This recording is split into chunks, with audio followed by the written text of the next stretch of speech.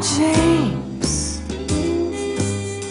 how do you do the things you do? I still can't believe that it's true. I get hungry when I think of you. Like champagne and caviar, you're such a treat. Like cherries to believe, you're oh so sweet. You whet my appetite each time we meet. Oh, James, it's true. I get hungry when I think of you. Hi there, I'm James Barber, and it's apples today. Now, apples come in all sorts and shapes and sizes. They pink ones, red ones, green ones, big ones, little ones. They also come in lovely crisps like this. Is a new, wonderful, and they also come in bottles of cider. What we're going to do today is cook 3 or 4 different things that maybe you never thought of cooking with apples.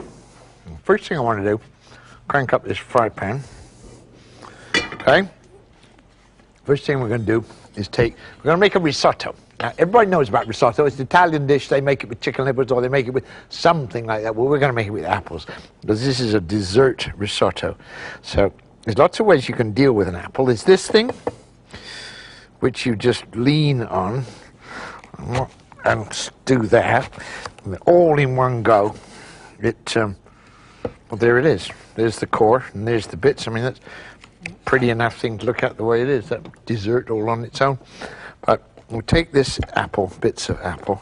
You could, if you wanted to, let's have a bit of apple here. You could, if you wanted to, just, you know, I do this sometimes. The square core. That's all. You know, different folks, different strokes. I'm going to cut this up into, let's use the green and, well, we use a bit of green and a bit of red. I'm going to cut this up into cubes. And we're going to make things much the same way as the Italians would make a risotto out of cheese or out of shrimp or anything else. We're making an apple risotto. And what you do is get the pan hot. And you just check that it's not too hot. You can always tell how hot a pan is by getting a little bit of water and flicking on it. That's a good hot pan. See, it's bouncing.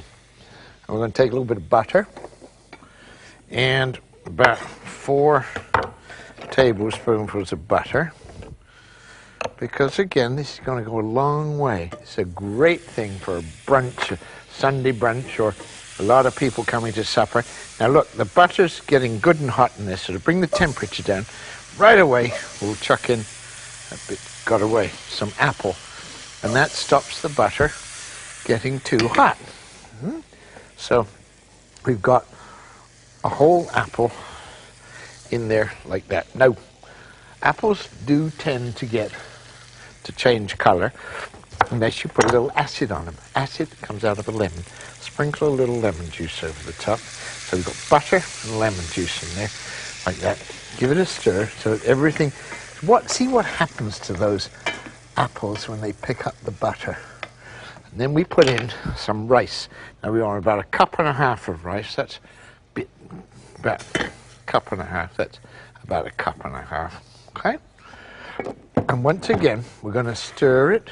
The essence of cooking a risotto is that the rice gets coated with oil or butter. You can't use lard on it. It doesn't work. They don't have risottos in Central Europe. So we'll just crank that around until it gets coated like that. And we're using short grain rice. We're using arboreal short grain rice. This is not prepared rice because it doesn't take up so much juice. All right? Now we want to put in some apple juice. We want to put in about 5 cups. I suppose I'd better measure this. All right, just dump that rice out for a minute. I don't want to put too much in there. So here we are. There's 4 cups. I'll put a bit extra in. That should make it about 5. And then just see what happens. And you stir it all around and you slowly, into this hot pan, add some apple juice. All right? And then, see how quickly it sops it up? That's what I was telling you about short grain rice. See, it's almost all gone into the rice. Put a bit more in. Keep the heat up high and keep putting it in there. Now we're going to put a little bit of flavor in there. We've got a little tiny bit of vanilla and a little tiny bit of rum. But we're not going to put too much in because we don't want to drown it. This is dessert, okay? And we're putting in a little bit of sugar, about a tablespoonful, just to brighten it up. Right, now stir that around and watch and see how this is the essence of making risotto. It smells gorgeous already because the rum is coming off it and the apple juice. But the essence of making a good risotto is to make people wait while you do it. They stand there and watch you. See, that's all gone. Look, in the middle, there's a dry hole. So now we put in about another half cup. Stir it all around, and it keeps on sopping up this juice. And we do that, just do it and do it and do it until all the 5 cups is in there. So I'm going to stand here. You don't want to watch me doing this. I'll be back in 2 minutes. Don't go away. James will be back in 2 minutes. Stay tuned.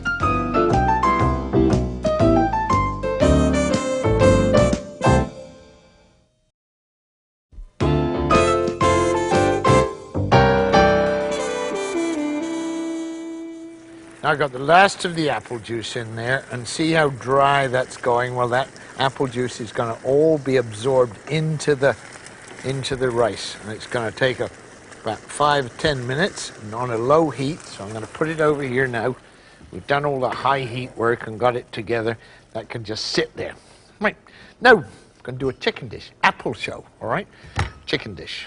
I'm going to cut up all kinds of things first of all, because I'm going to cut up the chicken last, and then I won't have to mess. So I'm going to cut up this onion, and there we go. Cut up an onion. I'm going to cut my finger in there, being a finger dish, finger and apple. Squash the garlic. Let's put a little bit of salt with it. And squash it down like that. Chop that up like that. Right, that's ready. A little bit of ginger. Cut up the ginger. See, you chop everything up in advance, and then you're ready to go. Chop that up like that. Right, now we want some cumin, which we've got here. That's going in a minute. And some turmeric. Right, that's going to go. And we want some apples. Apples. Let's do it the quick way. If you've got crab apples, that's fine, but lots of people haven't got crab apples. So we're going to use what we've got. There we go. That's that. Just chop up the apple. And don't chop it up too small, because you want some of the character left of it. All right. So there's the. Now we'll get ourselves a fry pan. Put it on there to get good and hot. We'll put a bit of oil in there to get that going. And now we're almost ready to go. We're going to get the chicken breast. Cut the chicken breast up into cubes. Now this is it's not because it's in cubes that it's a Cuban dish. Ha ha, he said. But it's just a Cuban dish. And it's done to make chicken go a long way. And because if you haven't got a lot of chicken, you have to make it go a long way, right? And it's because it will cook quickly, and that also saves a lot of heat. So, first thing we do, hot pan, in goes the chicken. Poke it around and start to get it cooked all over. As soon as that's going, we've got everything else ready. We'll put the ginger in there. Doesn't matter if you don't get it all in one go. Ginger goes in with it to give it flavor, and garlic. Just turn it all over. Here we go. Turn it all over in the hot oil. And it doesn't matter what kind of oil you use for this. You can use olive oil or peanut oil, but use good oil whenever you get it. Get good oil. Okay. And then there, put some pepper on top of it, and there, lots of pepper, and toss it all until the chicken gets colored on the outside. That's the start of the cooking process and the nice smells that are coming out of it. Right, in goes the onion, and in goes the apple. And I'm going to cut the apple up in nice small bits because this is going to take just a couple minutes to cook. And what we want is the flavor, and not just the flavor, but the texture of the apples. There we go. That's that. And that's that. Now this, I'll get rid of that. Put that over there for a minute. This is my chicken board. We don't want anything we've messed up with the chicken on it. So we just put that there and wash it. Okay. Now stir this all together so that the flavors get mixed, and let it sit there and cook and stew because the juice will start to come out. We're going to put in there a little bit of apple juice, and we're going to get some cilantro, some of that nice there flavor, and cut that up, not into very small pieces, just cut it up good, lots of it. That's ready to go in there. We're going to put some cumin in with it, cumin on the top, and now this is dramatic. Watch, this is turmeric. Put it in there like that. It's not like curry powder. It's got the musty, lovely flavor, but look what happens to the color of it. This is like painting. Look, see? All of us come in. Pan's too small. If the pan does get too small, well, you just better get a bigger one. I haven't got a bigger one clean right now, but I could tip this all out. Look at the color of that. Isn't that just great? All right. Now we've got everything ready to go. Let's do another really quick, really strange one. This is a Breton one with apples. We got some apple cut up here.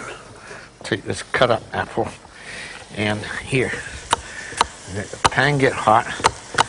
Cut the apple up like that.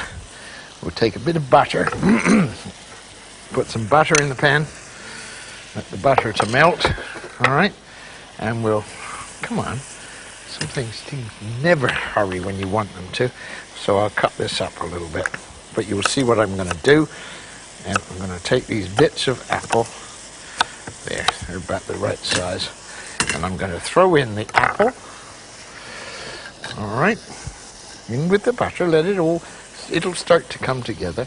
I'm going to get some radishes. Now, cooked radishes are much neglected. First of all, look how pretty they are inside. Get good radishes. Some have got pink inside, some haven't, but you can just cut them up. See, if they weren't as big as this, we'd use small ones. Just throw the radishes in with the apple. All right. We put in a little bit of cider vinegar. If you haven't got cider vinegar, you use ordinary vinegar. All right, there we go. And we'll just let that start to come together. Look at that. All right, and we will be back in 2 minutes.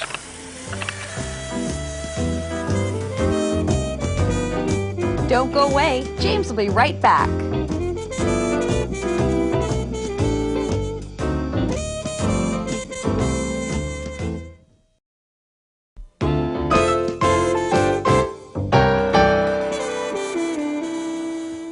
Apple show, so I'm just chopping up a couple more apples, all right? We get rid of the core here. First of all, I want to show you this risotto, which has taken up all that 5 cups of apple juice in there. It's lovely, but I'll put it on a plate in a minute, okay? Now, let's take this lovely, look at this, is gorgeous. Cilantro, put lots of it on there, and just take it and put it on a plate. Chicken, apples, look at that. That lovely golden color. Isn't that lovely? Right. We did, remember, apples and radishes. I want to show you before I tip it out. See, the juice has come out. There's a little bit of vinegar in there. And the stickiness, the sweetness has come out. It's made a great sweet and sour sauce for it. That's a nice thing to do. All right, now let me just crank this one up here again, and we'll do a really quick dessert. Get a pan, put it on there, get it hot. Now we don't need any cilantro because this is dessert, but what we do need is some apples that we've got cut up here, and we'll leave them in slices. We'll leave them in, in pieces like that, so that they can be recognized as apples. And we'll get a lemon. We take the zest off it. This is a great dessert, and lemon zest is one of the truly good things. You put it in rice puddings, or you put it in chicken dishes. It's got a nice oiliness to it. And once you've got the zest off the outside, I know I use a lot of this, but everybody's got lemons, right? Everybody's got them all the time. So there's the zest. There's the lemon ready to go. We want a little bit of butter. Pan's hot. All right, butter. In goes the butter. Slosh it around. Coat the bottom. Soon as it's coated, get your apples. Put the apple slices in there. All right. Now, as soon as here's a thing to poke it about with. Get them coated with butter quickly so that they don't change color. Coated with butter. Hold on just a minute. See what I'm... Hello. You want a flambe? Well, all right. Okay. Thank you. Bye. Pyromaniacs, they're all over the place, but people love to see things set fire. So we'll set fire to this if I can... Oh, yeah, I've got some scotch. Is that scotch? No, that's rye. Okay, that'll do. If you had Calvados, that would be more authentic, I suppose. That would be sort of thing that you use in Brittany and Normandy. But here we go. Now, see the apples have got a little bit of butter. Now they won't go brown. And we'll make sure that they don't go brown any more. They don't change color. We'll bleach them with the lemon juice. I just strain that lemon juice through my fingers so I catch the pips. All right, that's good. Now in goes the lemon zest, to give it the extra bit of flavor. All right, that's what they call the zest. Zest for life. It's got that extra special zippy flavor. Now we put a little bit of sugar over top, and that'll suck some more of the juice out. These things, and we keep the heat up really high, because if you keep the heat up high, you get all kinds of nice things happening. You get the concentration happens in a hurry.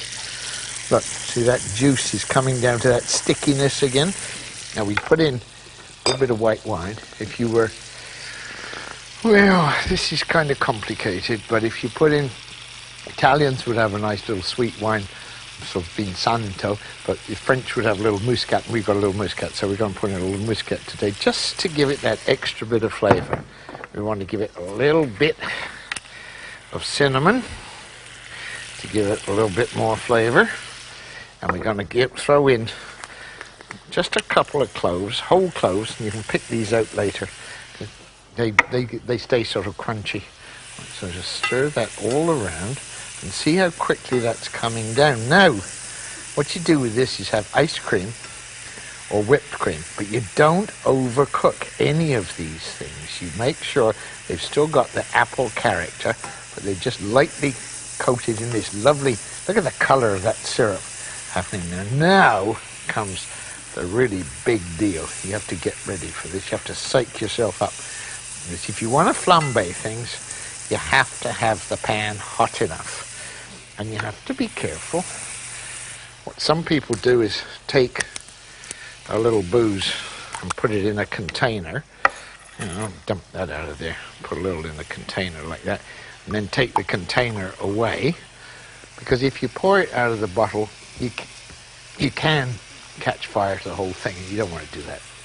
So, but what you do is wait till you make sure that people are looking and the pan is hot, and then you get your booze and dump it in there like that, and when you've got a flame, like I have, you just put it over the flame, and there it is, and you walk it right through all over the white shag rug and everything else, and you dump it in front of people on a plate, and it looks quite wonderful. You keep it flaming until you get there. That's what Christmas pudding is all about.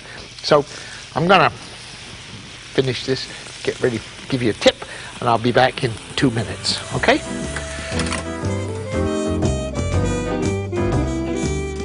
Don't go away. James will be right back.